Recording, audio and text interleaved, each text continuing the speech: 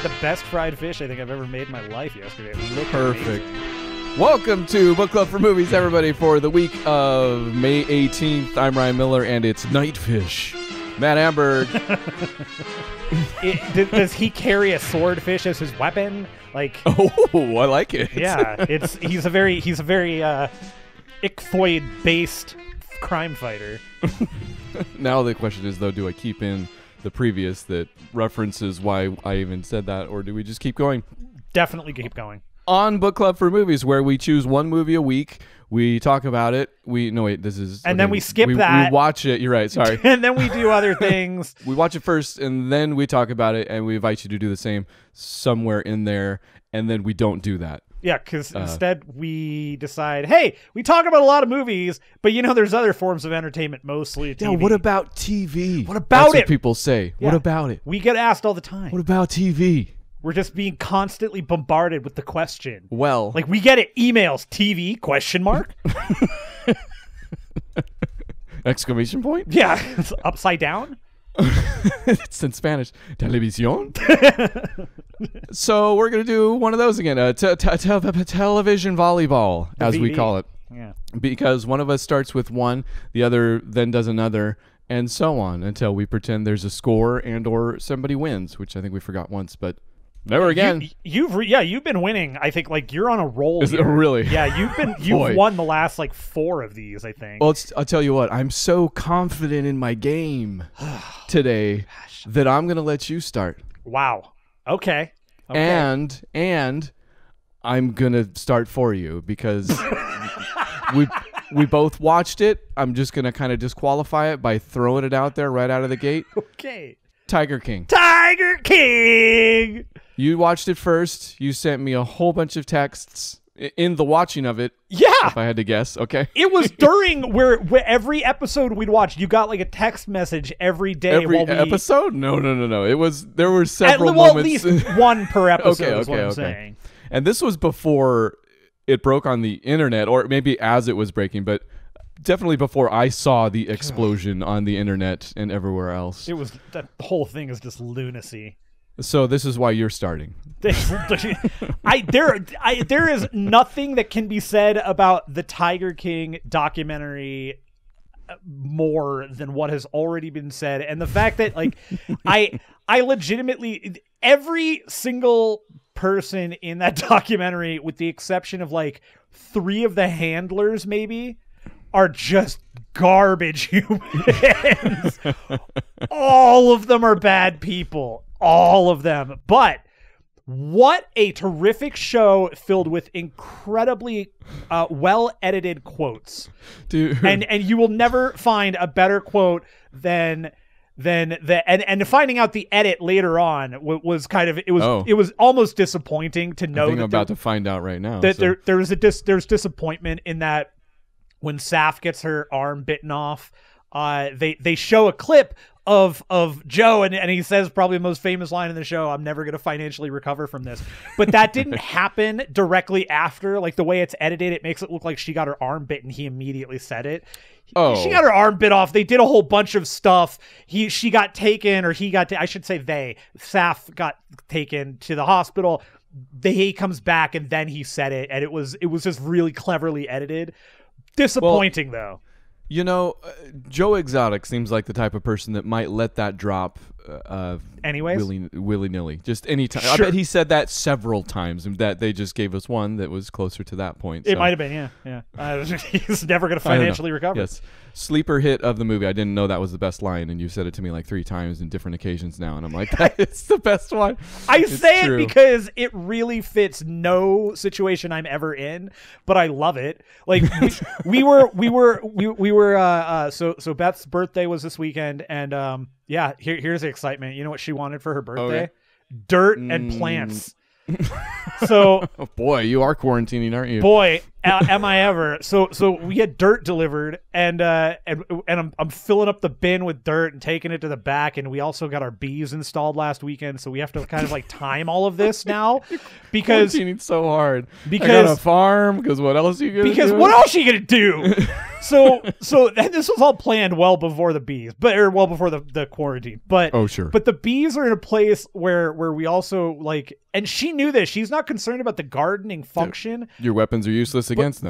But the getting the garden going while they're active is not necessarily the thing you want to be doing, because they're like, hey, why you keep coming over here? Why you keep what are you doing? What are you doing? Like she's only going to tend the garden like once a day in the morning before they're all super active. So getting the garden, dealing with there is fine. But installing the actual dirt, and we got to a point where we were doing it kind of later in the evening, and I definitely had a moment where she went, "Are you okay?" And I stopped and I looked at her and I was just sweating and I said, "Honey, we got to stop. I'm just never going to financially recover from this." And that's kind of become my statement of like, that's the end of my day. Like, I'm done for the day. I'm never going to financially recover from this. Okay. That's good. That's good. I know we're not doing movie Olympics yet, but Mike Birbiglia has a newish special out now that has one of those good lines in there. Save your best friend's life. Yeah. If you haven't watched any of his specials, he's I like Birbigs. Oh, I guess that is kind of TV-ish. That kind of counted. It does count. That's fine. It does count. It does count. I will say, though, before we move on from Tiger King, that your text did hold true, because the one thing I noticed about your texts is that you seemed increasingly surprised at the twists and turns. You're like, this is as crazy as it's going to get for sure. Nope. And then it kept going. And then I watched it, and yes, it's edited well, yes, but that guy fell into a gold mine. Like, it starts with he was doing something else, right? I forget. He was doing a video on something else, and somebody, but it was in Florida, obviously, and somebody pulls up with a tiger cub, and he's like, "Oh yeah, this is a thing," and then he kind of just follows that down the rabbit hole, and Tiger King pops out. Which the other funny thing was, when you started sending me all these texts, I was like, "Wait, is this the guy? This is Joe Exotic, right?" And you're like, "Yeah." I was like, "The guy that ran for president?" And you're like, "Oh, I don't think so," because you hadn't gotten that far yet. I didn't know that. And I had seen him on John Oliver when he did his bit. But then, yeah, like a day later, you're like, "Yep, same guy."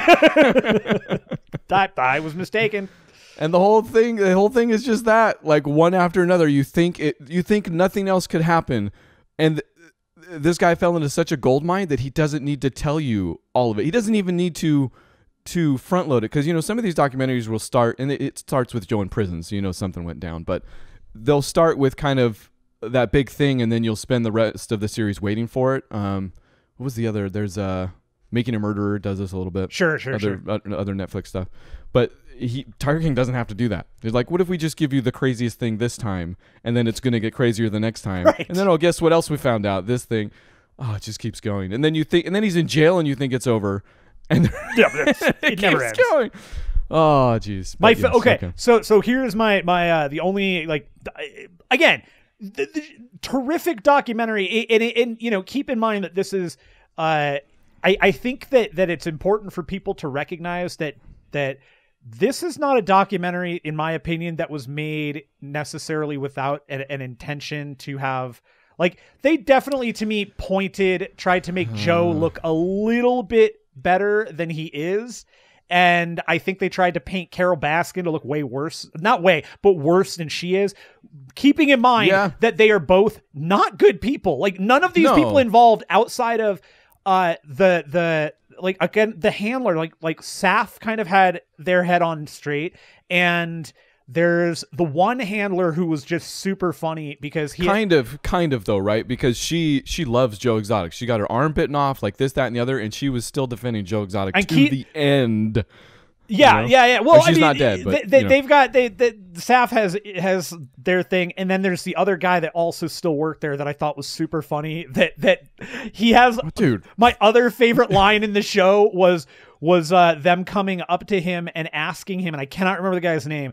But they ask him, like, what do you think about Jeff Lowe's girlfriends or wives or all of his or whatever, or asking him about somebody else's stuff, and he goes, I don't get care. Me started on Jeff Lowe. I don't get it. The guy just goes, I don't care. And he's just like, leave me alone. I'm just feeding the animals, man. This slightly stale meat from Walmart. That's the long-haired dude, right? Yeah. The guy that's kind of He's pretty great. One of his opening lines is something like, I used to work at Walmart. Now look at me. Or something like that. He's like, I used to have a crazy, down on my luck job, and now look at me, this this crazy guy at a tiger farm. Yeah. Also the guy who has maybe the most interesting kind of arc, because he does totally go from like this he's super into it and super into supporting Joe to then he wasn't like a cat person beforehand, really. That kind of just made his life at that point. And and it's just interesting, at the end of it, the court, him having to testify and him, realizing, and then it's tragic. He's wasted in that hotel room. He's just looking back on everything and just It's like his life is over, man. He is down. Yeah, that's a real crazy. And he's still working there at the now it's called Winniewood now. Oh, really? People wait. Is Jeff Lowe? Jeff Lowe still runs the place, but I guess so. It's popped up a few times where after the show happened, people started finding it again. I bet, yeah. And it popped up on Reddit, and people were going through and talking about how here's the real nonsense. There's only they only saw 5 tigers the whole time. They're charging outlandish prices, but they totally found that guy who was there, and he was he wasn't happy to take pictures, but he would do it. He was that's what they said. Sounds about right. They were he was he didn't really want to take pictures, but he was willing to. He was I'm sounds about right. So it sounds good. Take a picture with the guy who doesn't want his picture taken, is clearly not interested in being super famous and dislikes the whole situation. And has a bunch of tigers for friends. Yeah, he's Tiger Buddy. Tiger Buddy next on Netflix. Okay, that's honestly more time than I thought we would spend on Tiger King. So great first volley. Just kidding. You can go. I don't know who's that actually was. I'll pick this up. Okay. I finished Gotham. Finally finished the series. Oh my. Okay, yeah, let's do the update round here. Here's your this is the only one I'm updating, I think. I don't know anything else that I'm not actually going to talk about the other one. You may have a stronger game than me then. That show I'm definitely going to go back and rewatch Maybe it. not. I'm going to go back and rewatch really? the whole series. Okay. I loved it, man. I loved it. Maybe I'll be watching it by that point. The ending of the show is, it has the final season definitely had its ups and downs. It wasn't perfect, but it freaking I loved it. It Bruno Hellers. Does it more nail the ending than yeah. Okay, all right. No. It's just it's just like every other season of the show. I love every season of this show. I absolutely recognize why people have the variety of issues that they have with the show. It's not consistent in a whole lot of some of its logic. But it's why do you care? Okay. It's Elseworlds Batman, dude. It's Elseworlds Batman. So it was great. The ending was suitable. I liked it. I think that kid, gentleman, David Mazouz did great throughout the series.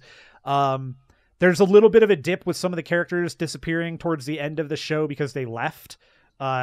Selena Kyle, she just quit the show, and then that's a bummer. But she was fine. She's great. Loved her. The show's great. Totally worth it. If you enjoy comic books and you're willing to read it watch the show as this is you know all your knowledge, man. Know where the characters came from and all that stuff, and you can find all the weird little things. But it's different. It's a remix. It's a whatever. It's super fun, man. I loved it. I'm gonna rewatch it because Beth, every time she came down to see it, every time she'd come down, she'd kind of get sucked into it, but she never watched it consistently. She's and she always said, I really liked it. It looked like a lot of fun. And I was well, when I finish it, I'll rewatch it. And so I'm going to. All right. Do I like comics? Boy, let me tell you. I'll rebound. No, what is it? What is the volley? What's the fake sport? Okay, right. I'll volley with Supergirl and Flash. I know I talked about how they're kind of not on the top of my list last time. They're still kind of treading water, but it has been fun to see how they dealt with Crisis, because I also watched Crisis, and I will talk about Crisis. Is that on Netflix yet? The whole thing? I feel don't know. Do they put it on Netflix in a watchable way? Because it crosses over the 5 shows, I think, now, where they got Batwoman in there, too. Yeah, I think that's the one that might be missing. So you haven't watched it yet? I have not, unfortunately. Gotcha. Okay, so I won't spoil. No, you can spoil it. It's don't be stupid. I'll tell you what. I'll give you the best. I'll give you something to look forward to. There are moments, because each of those episodes begins with kind of it's an intro, but it's not. It doesn't pertain a ton to the story. It's just kind of flavor. But they use that as an excuse to bring in people like Burt Ward. Right. Right. Okay, so you knew this. Yeah. I know about all of the. I nothing you're telling me cameos, is going to be a surprise. I guess, I know about all the cameos. I've seen most of the cameos. But they do that so much, and I mean, I don't know. If I say they do it so well, it's, I don't know. That kind of, it's like you said. Who cares, really? but it becomes this kind of really cool tribute to this long history of DC TV. And if you're kind of plugged into that, I guess, because I'm sure some people might see that and be like, who's the old dude and why did they even, like, it's Burt Ward and he played Robin in the 60s Batman show. It becomes this really cool tribute that I actually super duper loved. That's probably the best thing. The number of times they do that and the ways that they do it is pretty cool. Yeah, that ended up being very cool. You got to see the Titans, if I remember correctly. Titans from you get some Titans, dude. You the get DC Universe Titans showed up. One of my favorite moments in the entire. See, I don't even know if I want. Is it Batman the animated series Batman? It is not, but that is a good one. Kevin Conroy plays a bit part in one of the worlds. Love it's that. It's freaking rad. Love it's rad. That it's rad. reference and everything with the bodysuit and that he's Kingdom Come Batman. And that's another thing that people probably would have no idea, right? Yeah, like, and then Kingdom Come. Who knows what Kevin Conroy looks like? Most people do not. Kingdom Come Superman was awesome, dude. That was so good to see. We knew about that, and that was rad. I think Brandon Routh freaking love him. Everything around that is cool. Yeah. There are some weird gymnastics around it, and honestly, the whole thing is a kind of it's not square peg in a round hole.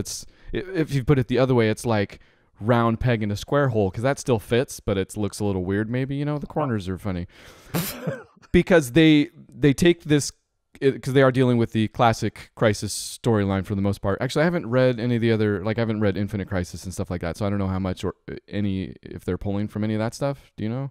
I haven't seen the shows. I've only seen the clips. I don't know how the story actually plays out. Pretty sure they pull mostly from this original Crisis, the Crisis on Infinite Earths.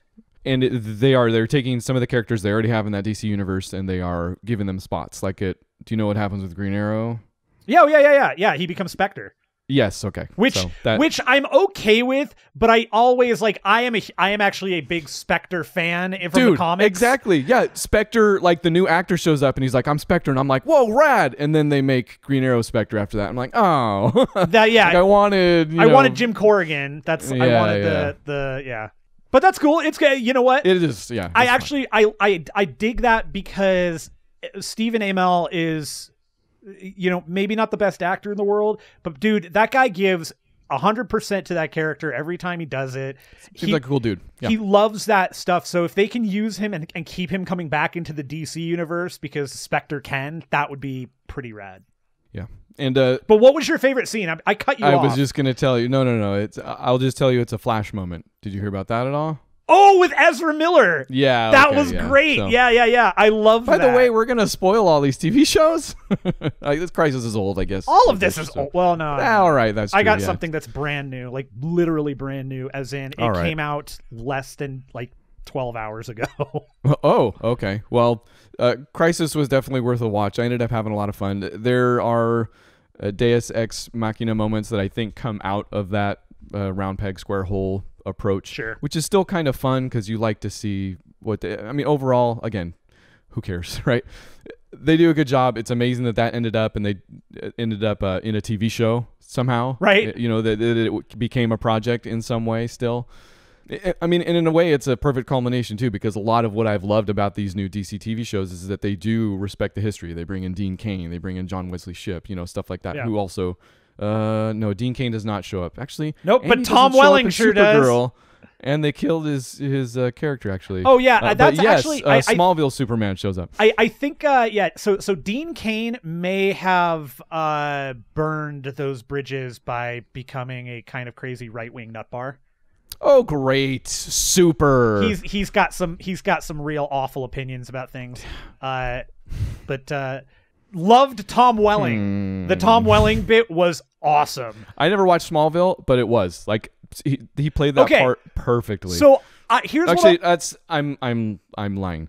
I tried to watch Smallville twice, and it was a little. It's proto Arrow, and it's very Arrow-esque. But what I will say about Smallville is that I think it's like the third season, and this is not an ask. This is a Herculean task if you're not really into it.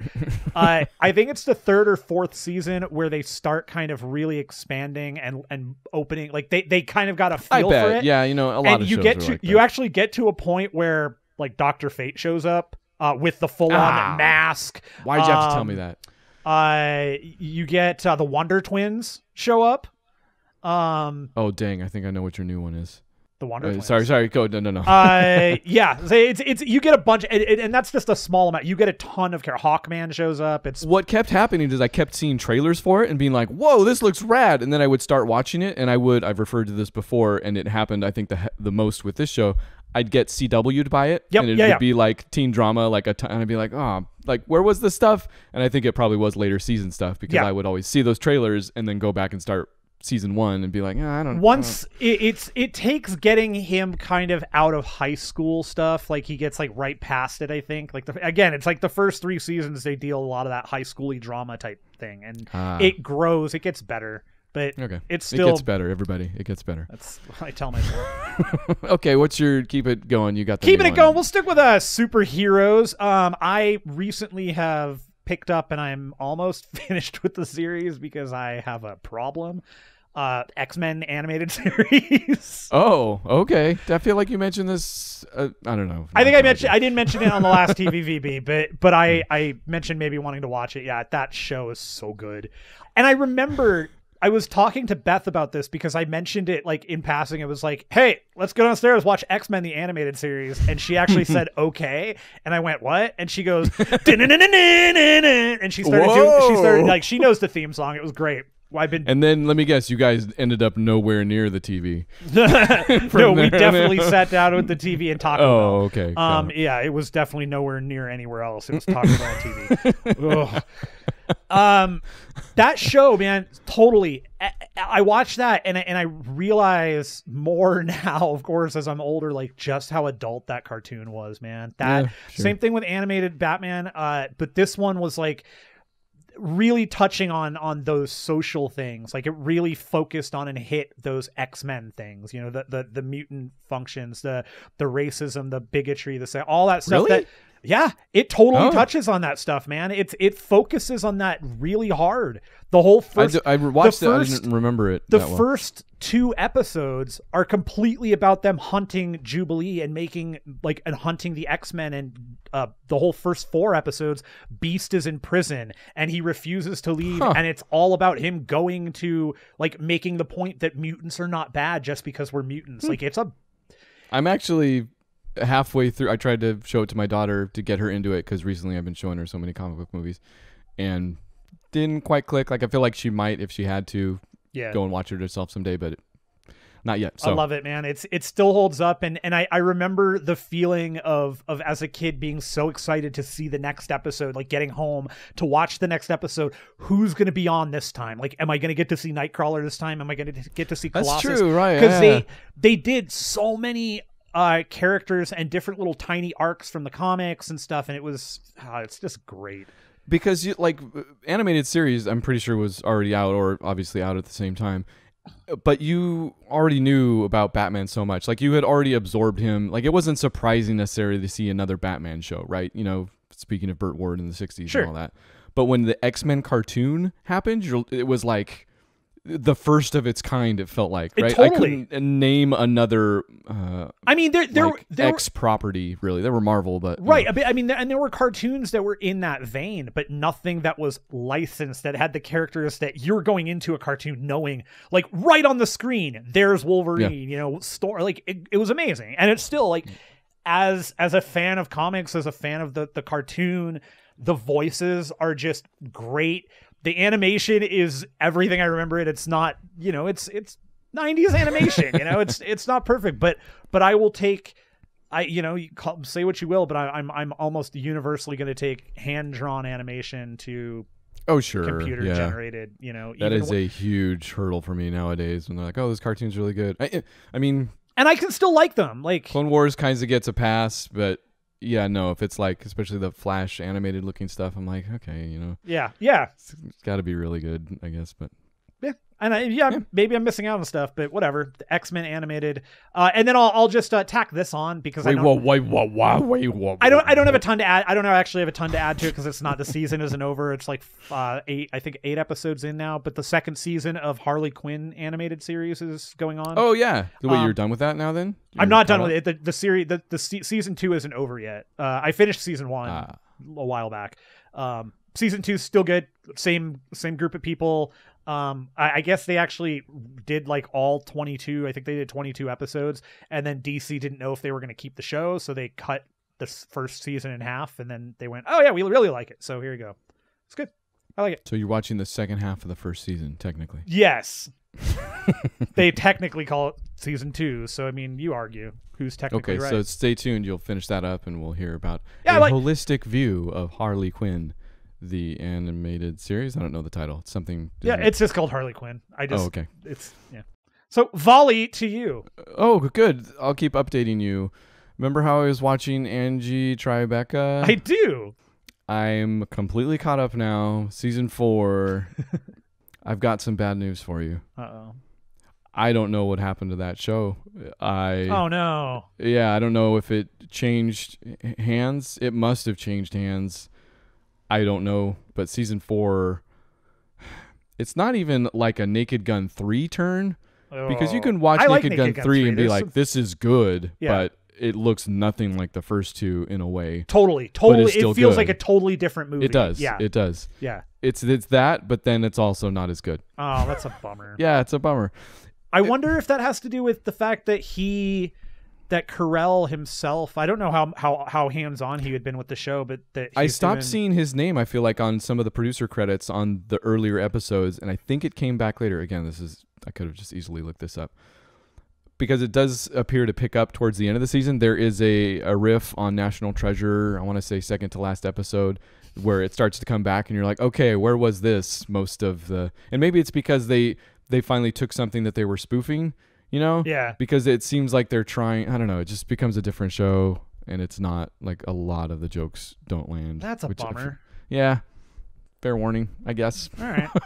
Season 4. Fair enough. Angie Tribeca. Since that was a half go, and and we both have this next one. I doubled up too. So did you finish The Good Place? Not finish The Good Place. Okay. We did not. I am disappointed in myself for that. But I will explain to you shortly why we did not finish it. I would imagine all of these shows are reasons why. There's a particular show that took over for The Good Place. I guess we can come back to The Good Place, but you were eminently right again. Jeez.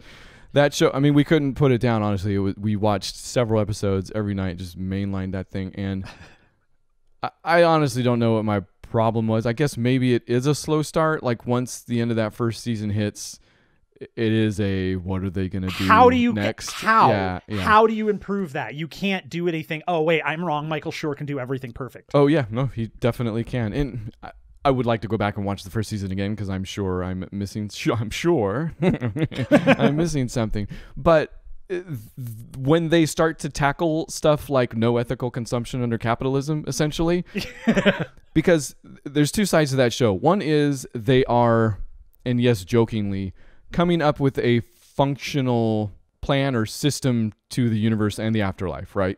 Yeah. Which I'm sure is its kind of own joke or ribbing, on the afterlife belief in it and of itself. Sure. But they don't get lost in that. I mean, that is the source of the comedy most of the time. But they are smart to make it about something more, to make it about kind of the stuff underneath that. And they do this in a few ways, and most of it is within the last 2 or 3 episodes, so I won't talk about that specifically. But they're so smart with that show, and it's so just freaking hilarious no matter what. It's so good. I'm telling you, man, it's a travesty. I am a failure. I am a failure to Haoma at her. I'll bring it back. We'll talk about it again, I'm sure. I would love to. But yeah, we'll definitely have it's worth every minute. That is a great show. Speaking of Michael Schur, did you watch the Parks and Rec Quarantine Edition? No, what? Like a new episode of Parks and Rec? Totally brand new. Yeah, it was written by Shure What? and Megan Gans. Like all of the people that wrote the show basically came back and wrote like an episode that This is Megan Amram, who also writes Megan for The Good Amram. Place, Yeah, sorry. Not Megan Gans. Megan Gans is the other one. She writes for something else. I can't remember what. But And not Megan, who's the other Megan Martian from... Oh. Also definitely not that. Yeah. It was so it's totally Leslie gets a hold of everybody through like FaceTime, but it's it's Grizzle time or whatever it is. Oh, And- so is it like the whole episode is like a Zoom conference call? Yeah. Gotcha. Hey, whatever. I'll take it. No, it was fun. Everybody came back and like everybody. The opening of it is maybe the perfect opening to that thing. It is maybe the best opening just ever for Parks and Rec, period. Okay. And the minute it started, I was like, okay, of course they were able to manage this. Why wouldn't they? Because everybody's in quarantine. Dude, I'll watch that. Did you watch the Goonies reunion done the same way? I have not watched that. I did see. I watched the whole thing. It was it one of those good? things where I was like, okay, I'll watch 2 minutes of this because it's like 20 minutes long. Watch the whole thing. So good. Yeah, I so gotta check fun. it out. Yeah. I gotta check it Yeah, out. Josh Gad puts it together. He named it. He gave it like a show name too. Together Apart. Together or something Apart, like that. yeah. Yeah. I don't know if he's done more than one episode, but that episode pretty entertaining That's cool. Yeah, I love it. I gotta check it and out. kind of TV. So this all fits. This is all everything is television now. You can plug your laptop in your TV. Why don't you? I don't even know what to say to that. I don't even know whose turn it is. I think it's mine. Okay. Okay. Here we go. Here's an update for you. Yeah, let's go ahead and I'll update. I finished first season of Titans. Oh, that is an update. Yeah. You finished the first season? So we talked about this for 2 TVVBs without even finishing the first Did I season? not finish? Or I finished. I'm sorry. Finished the second season. Oh, gotcha. Okay. Still. Yeah, I'm rewatching the first season because Beth wanted to watch it. Yeah. I see. Really great. That's all. I truly have nothing else to add to it. Like You got me. the second season. The second season has it's a sophomore slump. It's not. Oh, so it's really great. It's really great. Yeah. Titans has the writing issue that some of the CW shows have, where every now and again, like the show is. Did you get CW'd? Did you get CW'd? Kind of. The show is much better. It's written it's generally written better. It looks significantly better. The effects are much better.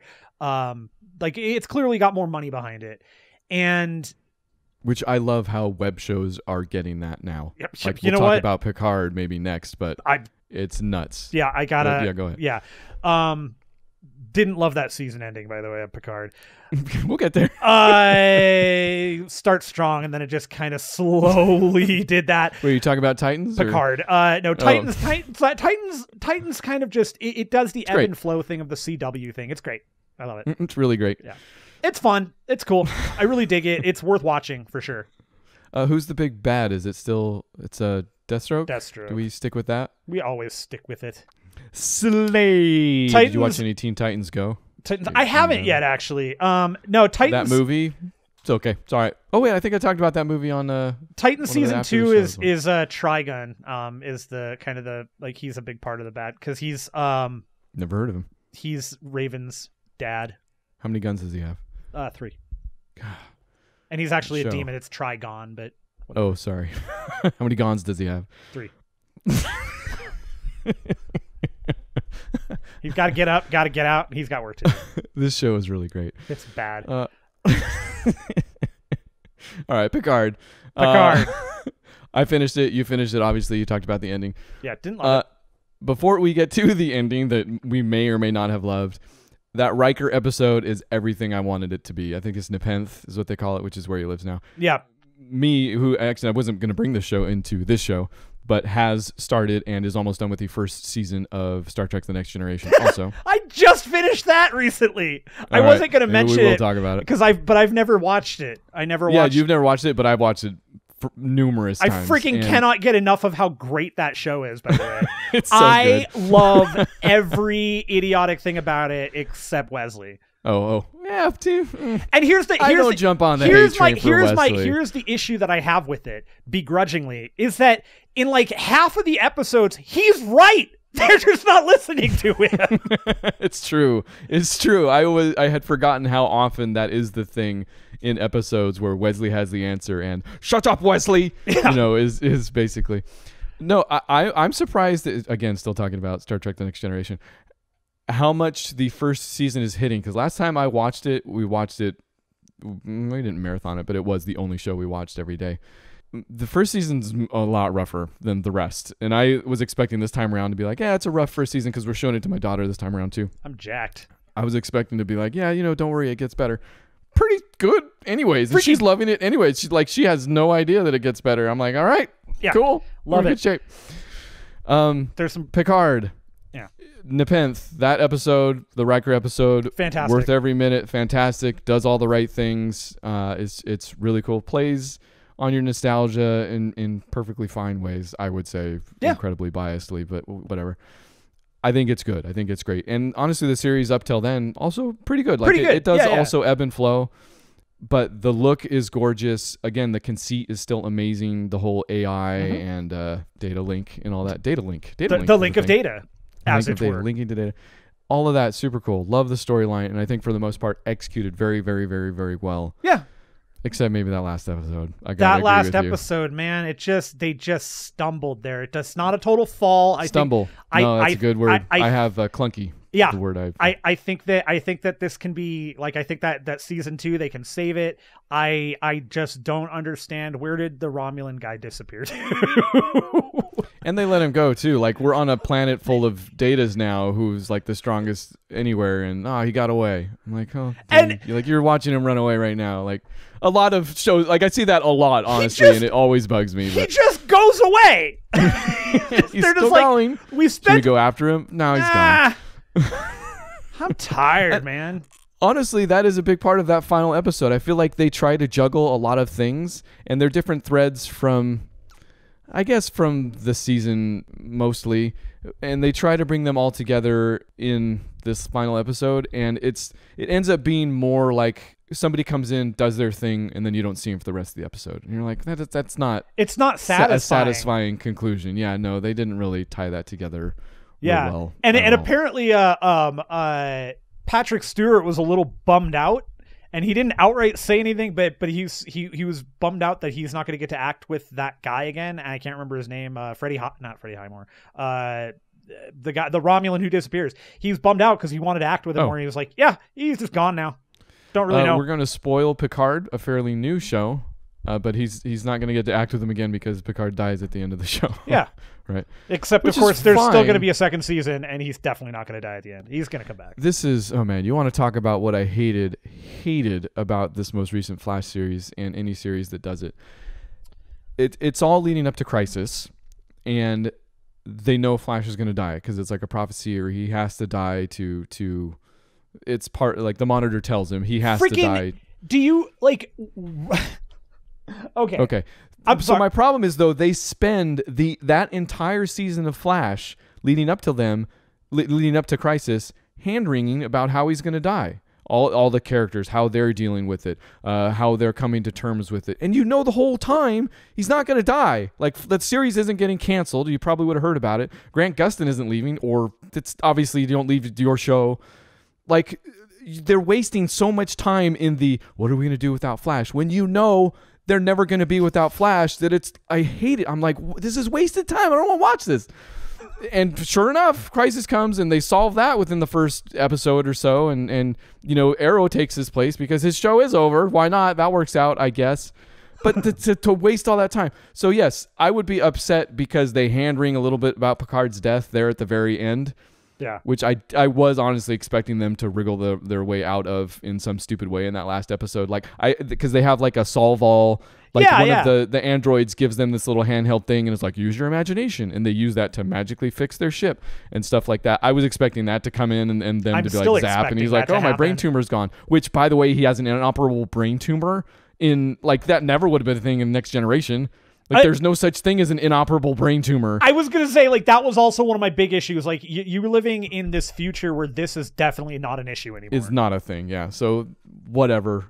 I would be upset in that they wasted so much time just to bring him back, but I would be fine because I would get another season. But also, I would love, this is the thing that's never going to happen that I would love, Okay. that they just keep doing this with old Star Trek. Like, obviously, 7 of 9 figures in real big to this one. She's Sure. the ex-Borg from Voyager.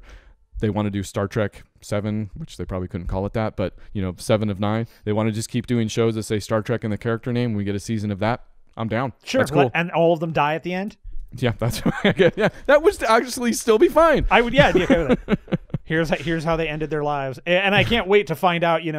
Like you end up going and finding out Colm Meaney's character just he just Star Trek O'Brien. I want it so bad. Star Trek O'Brien. Yeah, and at the end of it, he just dies eating potatoes. That's it. He's just whatever. He's hanging out in Ireland. Dude, that would be such a different. Yeah, because the Picard stuff is always tethered to France in some way. He has a vineyard and all that stuff. But yeah, for Star Trek O'Brien, it would just be like show up in a pub in Ireland. And He's just like, drunk in a corner. Yeah. He's sitting there. He's still got his uniform on. Every once in a while, he hits the thing. He's like, another drink. Stabs somebody in the neck with his insignia. Yeah, in a bar fight. The shows we'll never get. That's Picard. I think that's Picard. Isn't that Picard? Oh, okay. I'll tell you one more thing about Picard. Okay. As much as I love it, and I'm glad it exists, it does. And we've been watching a little bit of Star Trek Discovery. We're kind of shoveling our way through that season 2, so I won't talk about that specifically until we get to the end of it. But what I miss and what I know it can't be is not necessarily the creature feature thing, which is a term I think from X-Files or something, but kind of that episode of the week where you just get an adventure, type thing.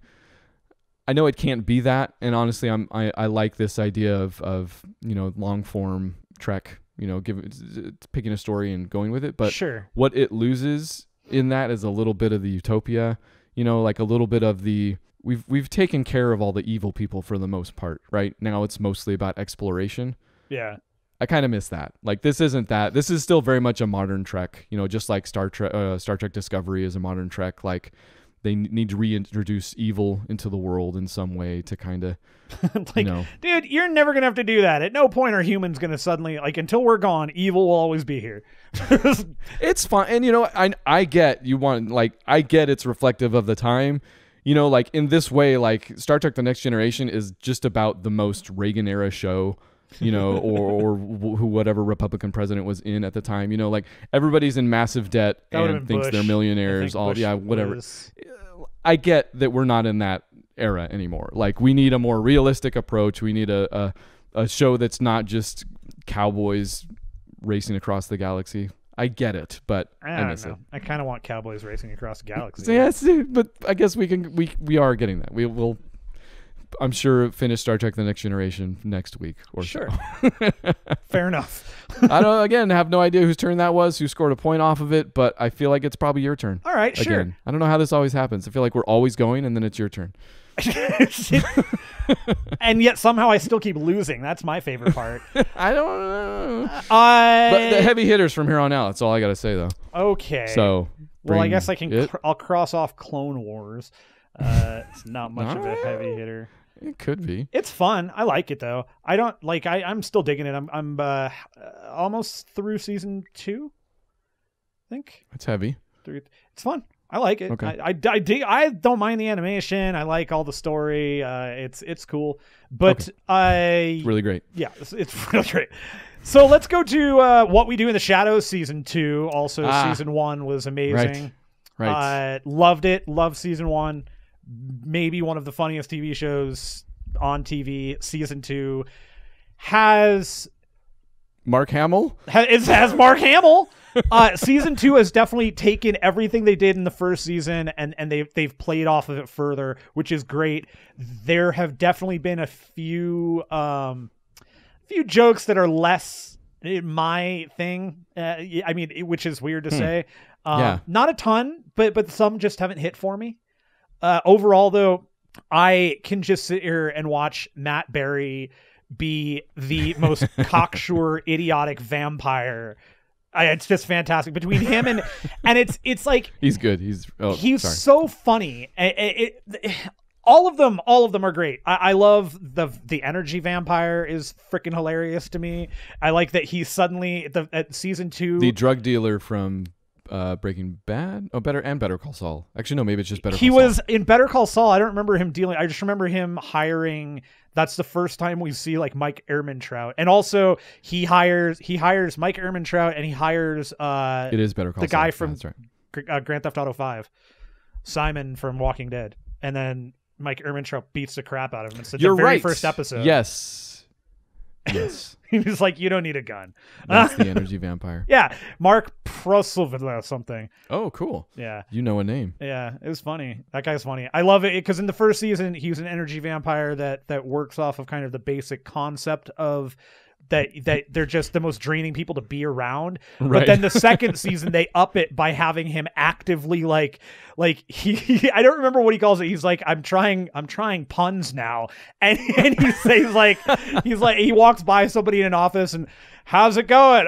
Working hard or hardly working? And they just go, and fall over like dead right there. That's good.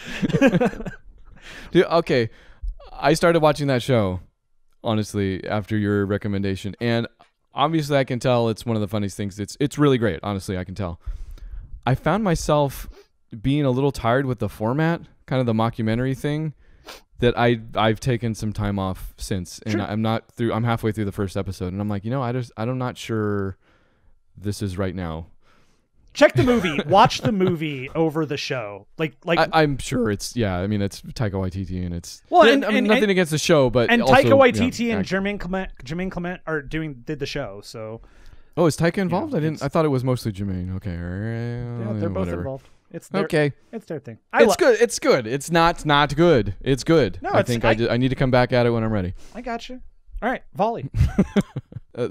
You'll love this as a hard hitter. The Young Indiana Jones Adventures.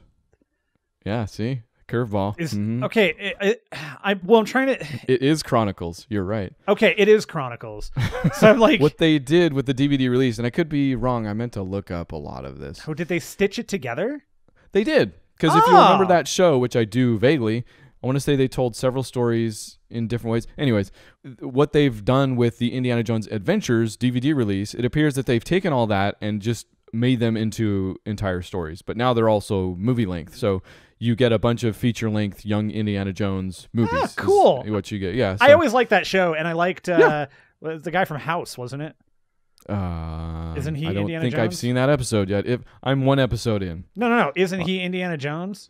Guy from House. Oh, you know what? I found out the problem. Sean Patrick Flannery? I haven't seen House, so I didn't know what you were talking about. Oh! But I know who Sean with 3 names Swing Kids is and I guy? definitely haven't got the first episode I've watched. You know what? I'm wrong though. He's not on House. It's not? I've been getting him confused for 1,000 friggin' years. With I know who with frickin' Powder is who you're getting him confused with, right? Maybe Powder, man, come on.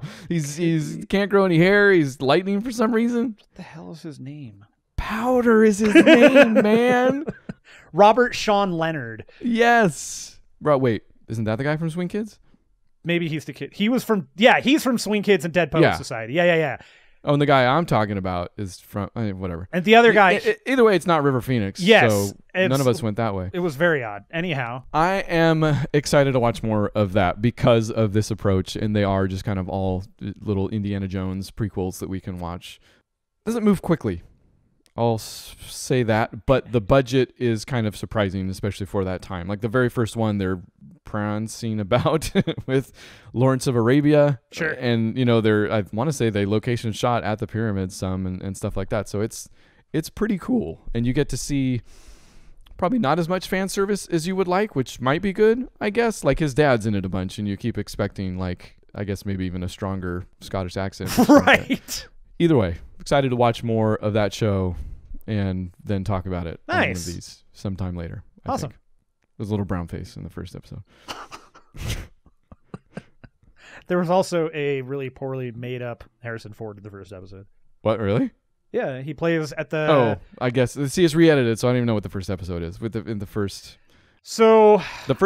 episode of the Young Indiana Jones Adventures that I'm watching is a whole story told just with... Because I want to say there's several Young Indiana Jones in that series. One of them is Powder, or whoever we decided it was. But the other one is like a 10-year-old or a 12-year-old or something. Yeah, the first episode, it ends with he's I don't remember where they are. They're in like a more modern day, and he's wearing, and Harrison Ford's got really bad makeup on, and he's wearing like an old man makeup. And wait. Oh, it's actual Harrison Ford. Yeah. It's a cameo. It's just cool. A cameo. He's in it for it's like it's akin to Schwarzenegger's cameo in The Rundown. Oh, I love that. Can't we just watch that, man? It's good. It's like you can just name movies I've just watched. Yeah, it's great. Young Indiana Jones, volley. All right, let's stick with Young Indiana Jones and stay kind of in that general region. Dark Side of the Ring, the documentary about wrestling. Why haven't I started season 2? I'm a failure. Oh shoot, I haven't finished season 1, man. Freaking, you are just so many. Just this season easily has 2 of the strangest and like kind of just the worst things ever. It's got one of this season really. So it sounds fantastic. The season starts with the most controversial thing possibly ever that happened in wrestling, which is the Chris Benoit murder suicide. And if you don't know about it, this takes up 2 episodes. It's because it's that big of a story, and like the story crosses over a number of different people. It involves Eddie Guerrero and it involves Chris Jericho, and fairly recent then, or I guess more recent than the stuff I'm watching in the first season. Yes, this is going to be more recent than that, but it does jump back. It jumps back to there's some really fascinating things. There was this one thing called that they came up with, WWF came up with, called the Brawl for All, where they thought, hey, it'd be great. All these wrestlers are always talking about how tough they are to each other. What if we had them actually fight each other in the ring and had them box, like real boxing? So they set up a boxing thing and found out, a lot of these guys aren't good. And then the guy that ended up winning all of it gets screwed in the worst way possible. And then his career is just tanked because McMahon and the WWF didn't know what to do with him. Great story. Another one of the more interesting stories is an actor, is a wrestler who is asked by a 60 Minutes reporter, this is all fake, right? And David Schultz, wrestler, slapped him, real life, slapped the crap out. What? His life changed. And it ends with one of the more tragic moments of in wrestling, and that's the death of Owen Hart. And dang, man, everything I in gotta between. watch that show. I'm today actually. There's there's stories about a guy who was assassinated, Dino Bravo, Jimmy Snuka's story, that he may or may not have killed somebody. Like, this is a crazy season of Dark Side of the Ring. Great follow-up. I am super fascinated by what they're going to do for season 3. There's lots of stuff to talk about. So, season 2 is done? Dang, I think so. Yeah. I've the last episode that I saw, I guess the Owen Hart's the one coming up. It comes up this week. Yeah. It's on this week. Right. And obviously I haven't seen that one. I know the story, but I haven't seen that one. And I know I might just binge that, all of it. Dude, there are some crazy stories this one. The Chris Benoit, man, the first 2 episodes are just, the first episode is like, wow. And then the second episode is just heartbreaking. Just even more so, because when you see his son and you see the son that like, not you see one of his sons and you see how much he looks just like him, just freaking tragedy, man. Just tragedy. That's a very weird sentence, but that has me only more intrigued. Yeah, it'll make sense when you see it. It'll make sense. Man, okay. Yeah, if anybody hasn't, watch that show. Actually, I was going to say, if anybody hasn't heard the TVVB where we talk about how much we love the first season of that, don't listen to that. Just go watch the stupid show. Just watch it, man. It's great. One of my favorite shows ever. If you're so good. If you're into like true crime and you're into actual like that's what this is. This is not about wrestling in terms like wrestling is it's the background, but it's not the drive for any of these episodes, really. Honestly, I'm coming at it from that. Like, I'm a fledgling wrestling fan in every sense of the word. I'm more involved in this thing just for every other reason, almost. But wrestling's good too. I like it. I'll volley to you with that. I've Okay. got 3 more, and all of them are not. So do I? I could make it Actually, 4. I got 2 more. Okay. Okay. All right. I've been avoiding this conversation for some time, and I think I better give it its due because I'm completely caught up with all 4, possibly 5 seasons. I don't even know. It's impossible to tell anymore. Of Fuller House. It had to run its course, Ryan. My daughter loves that show more than life itself, but I haven't left the room when it's on. I'll tell you. It's not bad. How much did you watch? Because it's spotty. Okay. I've not watched an entire full season. I have not, but I've seen episodes. Fuller from... season, I think is how it. I've seen episodes from not all the seasons, but from the first 3, I think. There's a hump to get over, right? You start watching that and you're like, this is weird. Like the format almost hasn't aged. The first 2 episodes were odd to watch. It's a little odd. Like, yeah. I feel like there's something to get over. But when you get into it, I guess maybe when you get a little bit more familiar with the characters and when you kind of accept the new old, like this is what that is now, kind of, I can't think of a lot of other shows that are doing that. I guess sitcoms are obviously still a thing, but this is very much a callback. You know, this isn't shy about being a sequel to Full House and kind of dealing with still some of those tropes. I don't know. I'm on the TV show, I will say, not into a lot of TV like this, so I could be wrong, but this is a different thing that it took some getting used to. Anyways, I like it. That's cool, man. I fully admit, man, I when Daisy was growing up, when Full House came back on to Nickelodeon or whatever, I watched it all the time with her. I loved it. I actually haven't dipped back into the old stuff, and I'm curious. I'm sure Evelyn would like it, and it was one of those shows I just always watched. But that was, I can tell you, it's that show is similar to The Simpsons for me in that I absolutely kind of refuse to watch the first 2 seasons. I just don't watch them. It's not that they're bad; they're fine. I just hate it's that they didn't settle into a specific groove that the rest of the show becomes, and that's the show that I kind of fell in love with. So definitely the first season I won't watch when Michelle is at her youngest. When she starts getting older, it's much better.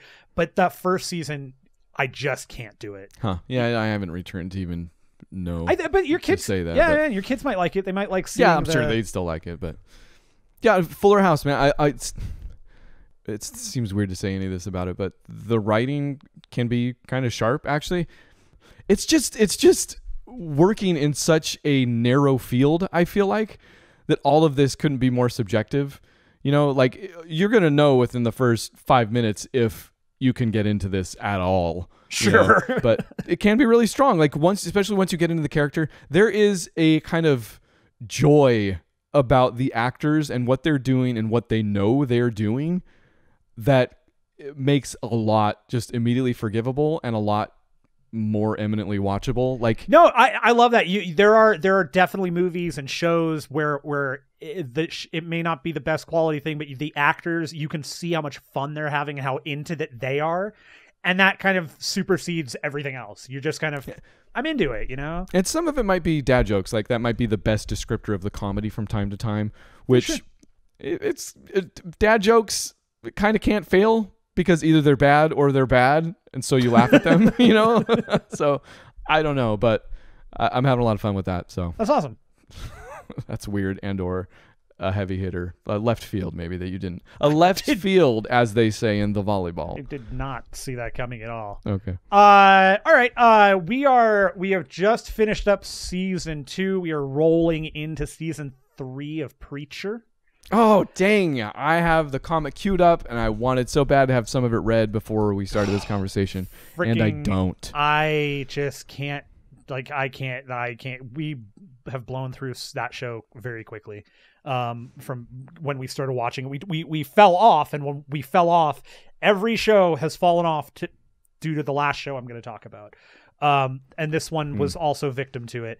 But holy crap, man. The adaptation that they've gone with in comparison, like with what they've done to the comics, You read the comic, obviously. Yeah, thinking, yeah. okay. It's a short books. It's only 64 issues. 70. Oh, now I'm confused. No. So the main run itself is only 60, but then there are, I think 1, 2, 3, 4, 5, 6, 7, 8. I think there are another 12 that are 4-issue runs that are not Preacher. They're like, it's Preacher, the Saint of Killers, Preacher, Arseface. There's the one that's about Cassidy, and then there's one more, and I can't remember what it's called. I have 2 series queued up on my iPad comic reader: Sandman and Preacher. One of them's like 70-something issues, and one of them's 60-something issues. So I'm gonna say you're right. Preacher is immediately going to, as in terms of comic book, man. That is night and day, right? Like I feel like those 2 series couldn't be any more different in a way.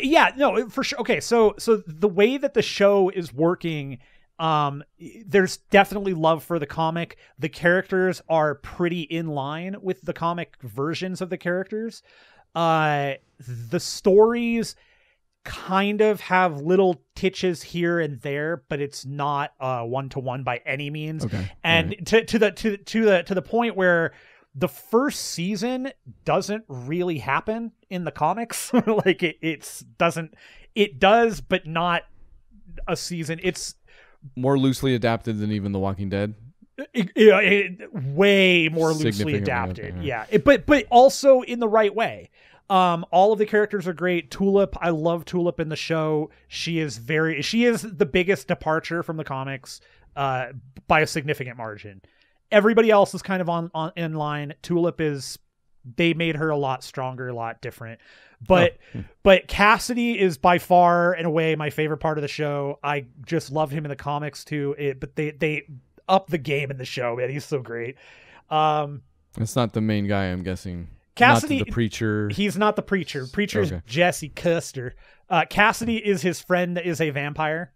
And I love the way did not know we were doing vampires. Oh yeah. No, this is the comic and the show stretch. Like there's supernatural entities here. This is like it's almost a kind of, it's not as superhero-y, quote unquote, as Sin City, but it's got that kind of, it's more down to earth, but there are exterior things like, yeah, he's a vampire, and he's a vampire that the same basic rules to vampirism apply to him. Like, he can be shot, he can be destroyed, as long as a little chunk of him is still, there, it can regenerate. Basically, it takes him a long time.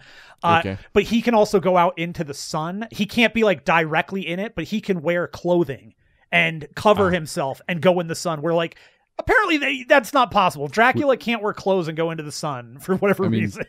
We kind of all do that, but that's fine. Like, right, except we're not vampires that burst into flames. No, but I feel like, Yeah. Any case, TV show is great. I freaking love it. I'm super excited for you to read the comic. I'm actually rereading it myself. I'm 30 issues in, I think. Oh. And you have me beat by 30. What can I say? I'm a reader. Totally worth it. Totally worth your time, man. Watch that show. It's actually I think the series finale either happened or it's upcoming. I can never remember on this one. That was going to be my next famous Ryan question. Is that show over? It either just ended or it's ending this year, and I think it ended last year. And that's the famous Matt response, I feel like. Yeah.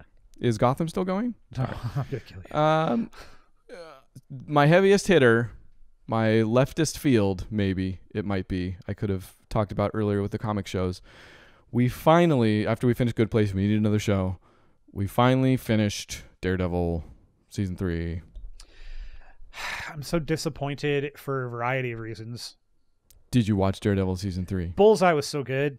Okay. I think we might be disappointed for the same reasons. Actually, that's not true. We have talked about Daredevil before, and I think I was disappointed a lot sooner than you were. I love the show. Yeah. I'm glad it exists for sure. I think it's fun that and I feel like Daredevil is almost one of the first of these things too. We have these abilities to do longer form comic things, and Daredevil, great choice for that. Like, it's funny, going through my comic collection, could have told you I had hundreds of Daredevil books. I only had 3. So those 3 books alone made such an impression. Sure. Hell's Kitchen, just all of that. I'm glad it exists. I will watch any adaptation. I also recently watched another adaptation of Daredevil. I don't hate it. But I was a little less excited with the show because I feel okay, the third season has cemented why I didn't like the first 2 seasons as much. So I'll get to that. But one of the things I think I was having issues with is the longer form nature of it. Like it's a lot more loosely written than just about anything.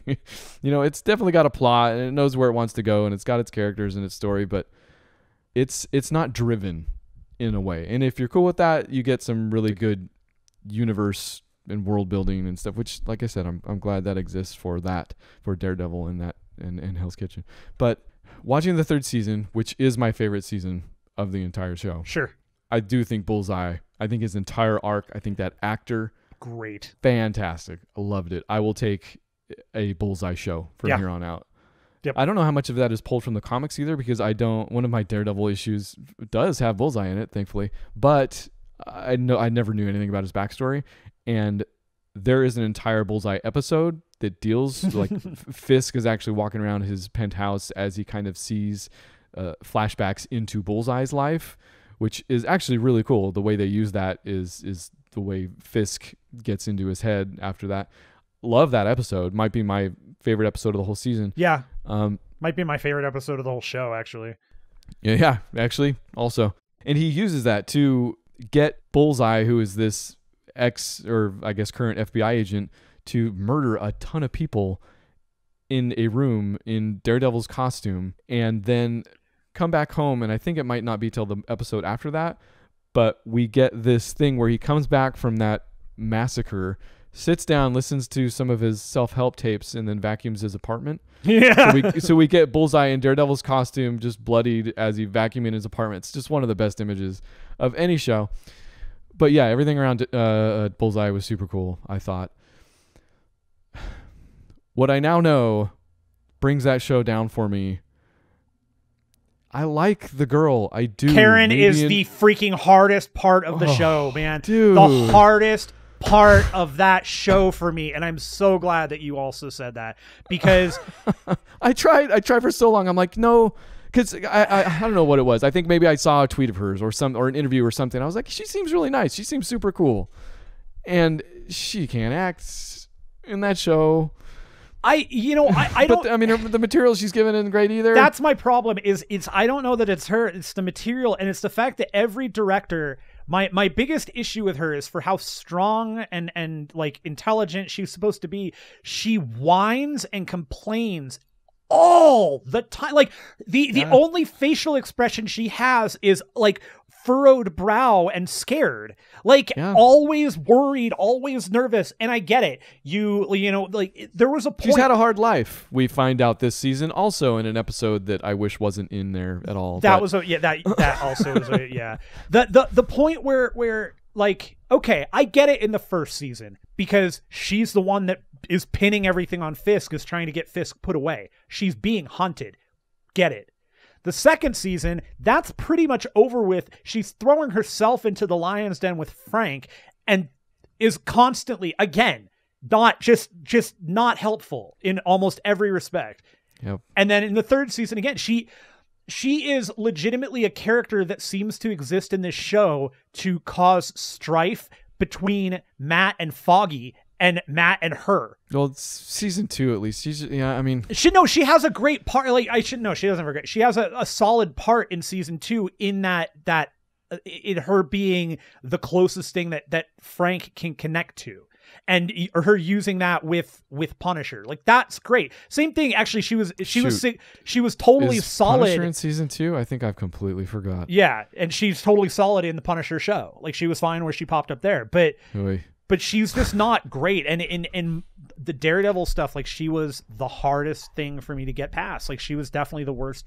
Dude, and honestly, I do think it is the acting. She has like little mannerisms, like the little, and you would know actually what this is called, but the stuff that an actor kind of has to come up with on their own to make the part. You know, it's not like it says you do this with your hand in the script or whatever. It's all of that stuff that she does to fill that space is just bad. And it's like, and put a lot of that on the directors, though. Like, yeah, yeah, absolutely, she makes the choice, but the director has ultimate say and can say that doesn't look good. So yeah, sorry, Karen. I do love D'Onofrio though. D'Onofrio was fantastic. Still really great. All I've gotten out of that show is that if Marvel is going to do anything with Daredevil, which they can't actually do anything with the property until the end of this year, if I remember correctly, or something very close. Oh, is that the thing? That's why there's been nothing. They freaking should take everybody from that show except for her. Bring all of them, and like I love him. I love Daredevil. I like that guy a lot. I think Charlie Cox is fantastic. I do. I don't like the dude. I don't. And again, it might be the same, like, he's not given much to work with type thing, because some of the dialogue between him and the nun who ends up being his mom, it's just not. I wrote it down. What is it? Oh no, the stupid line I wrote down wasn't between them. It was in the Karen episode that my favorite line was. I don't forget who's saying it too, but he says, someone once said everyone is fighting a battle of their own that you can't see, but sometimes you can see. Like, that's, I mean, look, as far as metaphors go, think about it for a bit. Yeah, no, I'm the knuckle tats. But no, I'm sorry, man. I don't like the actor. I think he actually has. In fact, maybe it is the director, because I think he has some of the same problems. Like he literally wags his finger sometimes, or one too many times. It's something in the way he delivers the stuff he's given.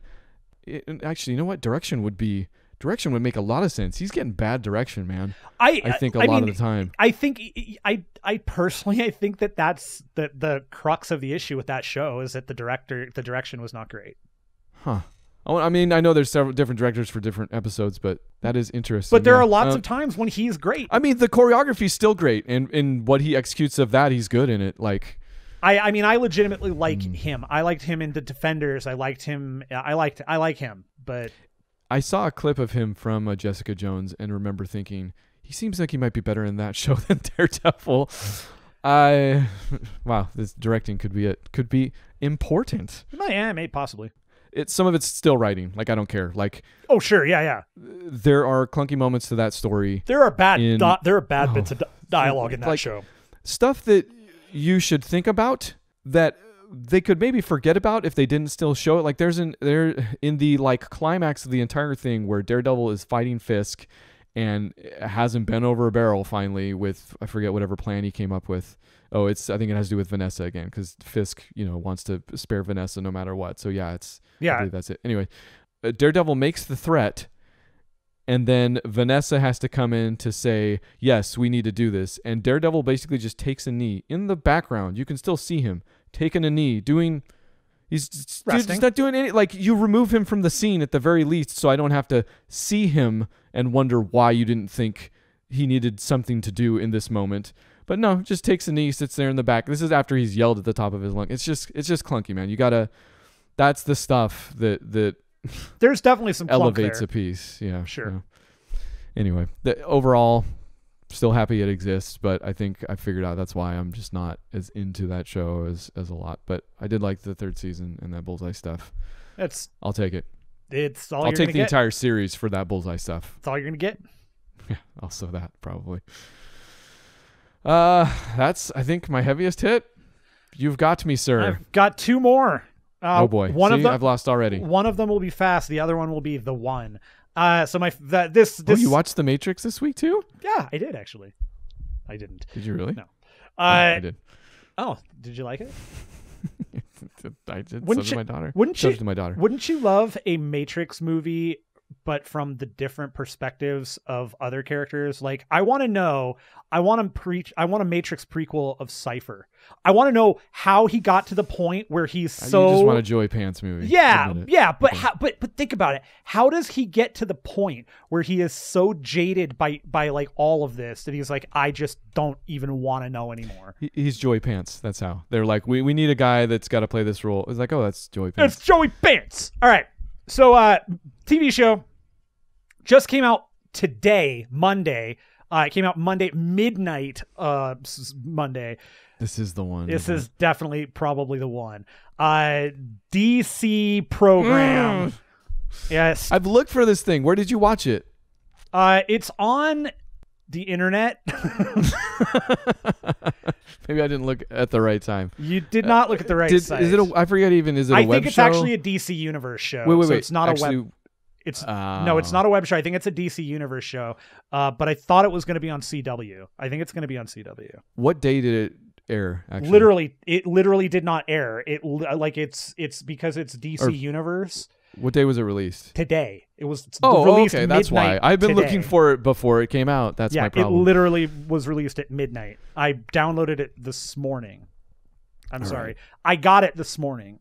We're talking about Stargirl, right? Stargirl. Okay, man. The Jeff Johns created character. TV. His first one? Is that right? I don't know if it's his first. It's a very early one of his. It was his first solo book. And Starman existed prior to Stargirl. He created Stargirl. So I guess let me give you a backstory before I do anything here. Quick. Do it. Stargirl's not a character I'm familiar with overall. She's not somebody I read any of the individual books for. She's somebody I knew in passing. She popped up in some comics. And she's popped up in some video games. But then I read the story that Jeff Johns' sister was in a pretty famous plane crash. It was not 9/11. She was in a different plane crash. TWA. It was number. Yeah, something. It was, and it crashed going to Paris. She was one of the college kids on the flight, and he was in New York at the time working for Richard Donner, actually on something.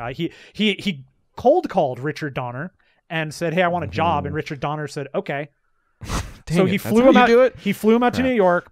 Then his sister was killed in the crash, and Richard Donner said, "Go when you're ready to come back. You'll have a job."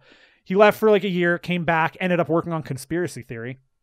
Fox News? Yeah, no, the actual movie with Julia Roberts and Mel Gibson. Oh, yeah. No, wait, it's not called Conspiracy Theory, is it? It's called it might just be Conspiracy? No, is it? No, it's called. Maybe it's called. I think it's called Conspiracy Theory. I've watched that recently.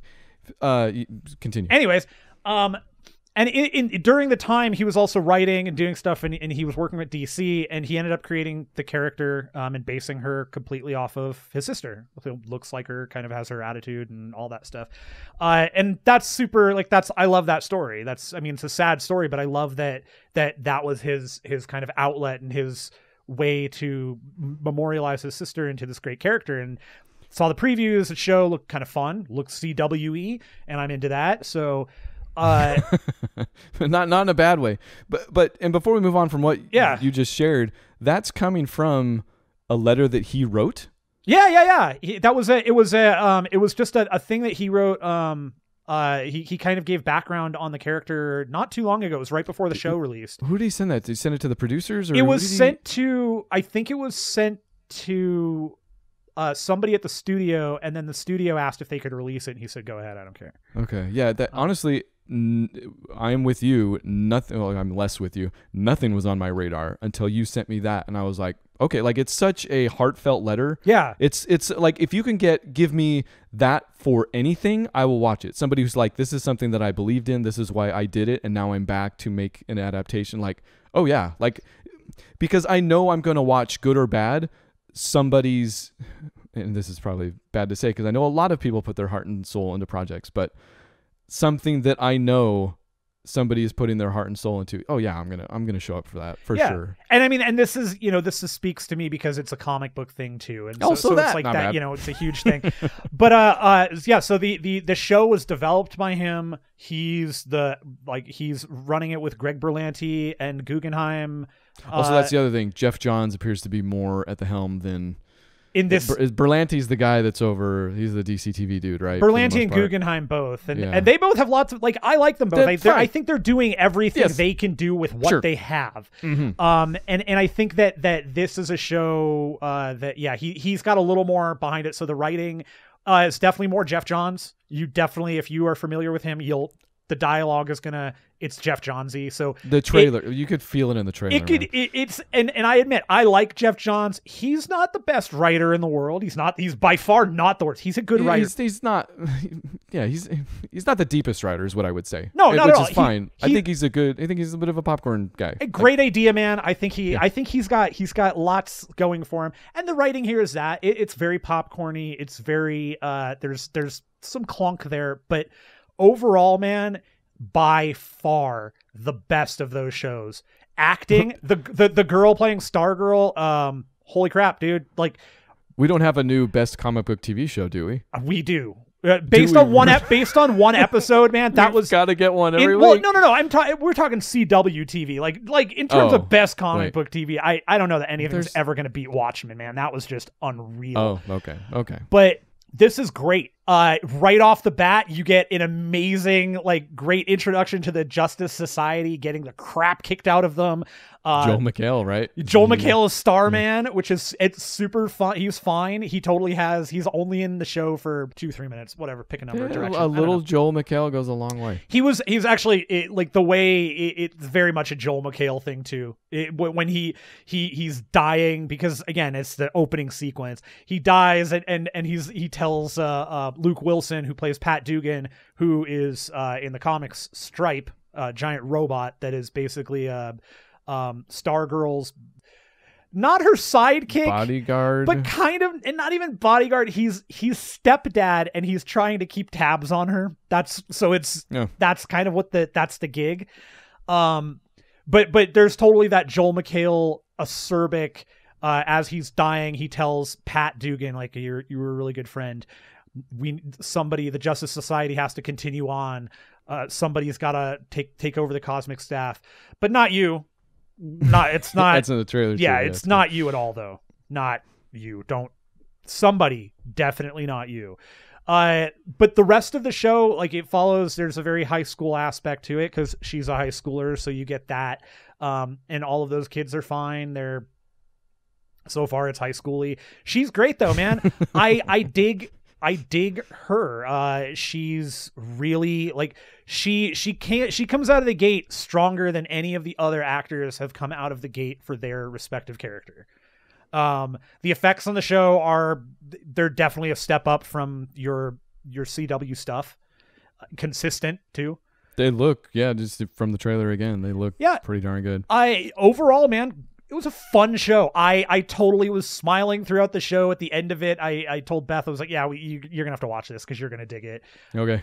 Jeff Johns has made adaptations that make sense. I've since gone back and I've read the first 8 issues of Stars and Stripe. Stars and Stripe. I just got it. I haven't dug in yet. Totally, in terms of the writing for that, very much so more teen aimed. It's not as adult at all. Oh, all right. The art kind of purposefully so, yeah. And this show is following that, where it is, they've killed people. They're using the powers and everything, but it's definitely kind of feels a little more teeny. It's not quite on that. We're gonna go as dark as possible, but I love it. I love that. I want a more kind of positive, bright show like that, and so far imagine this that. kind of is. And I actually love one of the things that they've done is they gave the cosmic staff a personality, and it uses it illuminates, and it's kind of got this light to it, and she talks to it, and the way she clearly is able to communicate with it right away, it's shockingly, again, she's kind of believable with it. It just hits. She does everything right with it, and they lay everything out with all the characters, with her in particular, about what her abilities are really smoothly at the beginning by going over the fact that she's moving from big town California to small town Nebraska, and in doing so that she's packing stuff up, so You get the background of knowing she's a gymnast, knowing she's done martial arts, that she's done all this stuff. Good.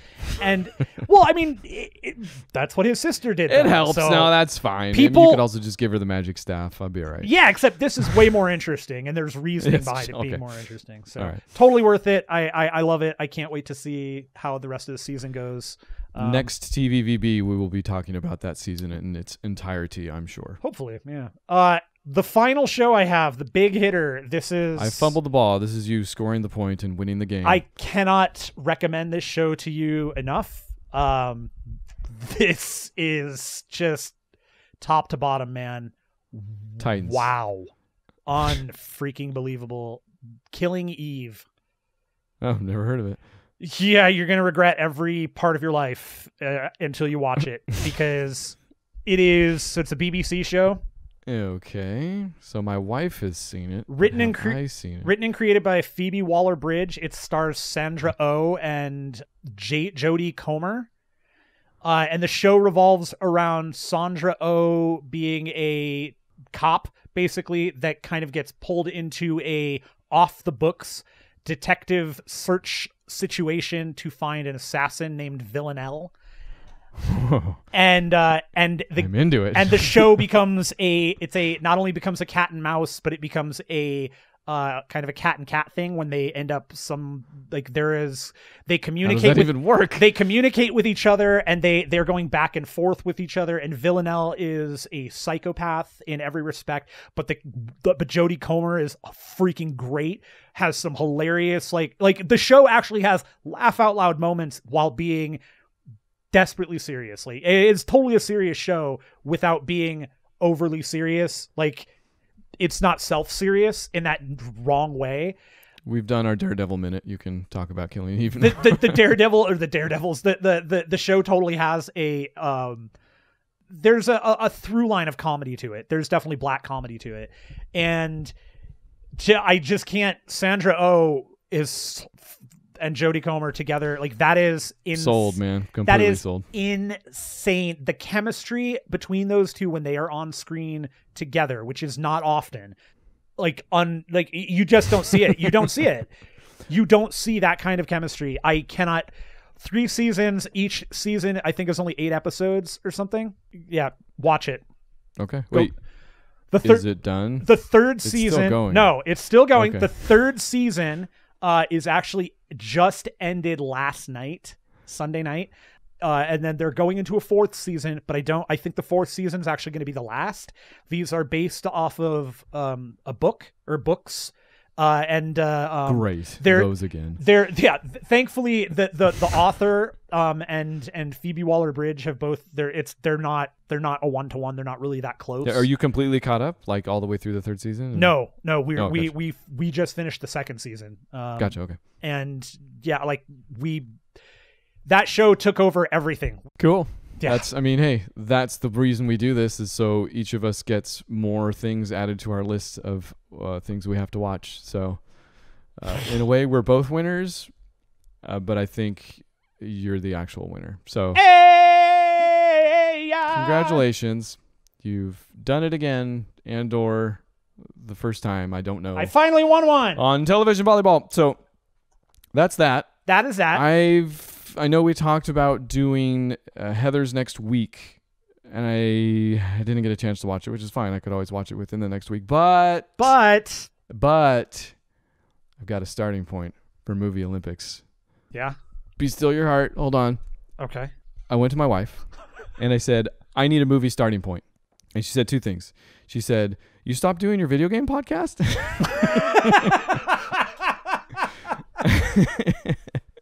I said, it's not important. I need a movie starting point. And she said, quote, like just a movie? Just give you a movie? I don't know what that means. Do you want a movie or a moment in a movie? Or either one? Give you a starting point? I don't know what that means. Mary Poppins. Direct quote. So Mary Poppins, Doris Day, Red China, Johnny Ray. Don't start yet. Oh. So that's where we can start Movie Olympics next week if you want to try. Oh, I guess we're not going to do a Fred Willard thing. Oh, you're right. We talked about that too. Because he died. He died. And we were sad. Spoiler? Spoiler You're right, I'm alert sorry. for life. You're going to We die. might have 3 shows in a row. Shoot, that's what's got me all worked up over here. Next week, we're going to do a Fred Willard, not retrospective, but tribute. Definitely a tribute. Yeah. We're going to do it in the form of Best in Show. It's just too good. And TBA, with 2BD, TBD, TBDA, TWA, flight. Whoa. There is Crashing and burning. plenty of Fred Willard properties out there, and we became overwhelmed in trying to choose a second and possibly third. So we're going to commit to Best in Show. Yeah, I'm committed. And probably bring in some others on top of that. So come back for Fred Willard. That'll be next week. Come back, Fred Willard. And then the week after that, I don't care. We can do whatever. So we've got a movie Olympics in the bag. We've got a starting point, and we've got Heathers. So I'll let you decide from there on. I think, if you're listening, viewing, whatever you're doing, go ahead and send us an email at podcast@bookclubformovies.com, where you can let us know, should we do Heathers? Should we do movie Olympics? Or should we do something else? Taking care of business? Every day. Yeah. Should we do more movies with Jim Belushi or less movies with Jim Belushi? I think I know the answer. We're always on Facebook and Twitter as well. You can find us there. I fixed my Twitter notifications. They weren't getting pushed to my phone, so I opened it up and I had a whole bunch of replies there. So if you responded something at me or at the show, that's why I did not respond back right away. So now you can do that, and we will. Next week, Fred Willard, other stuff after that. The end. Okay, bye!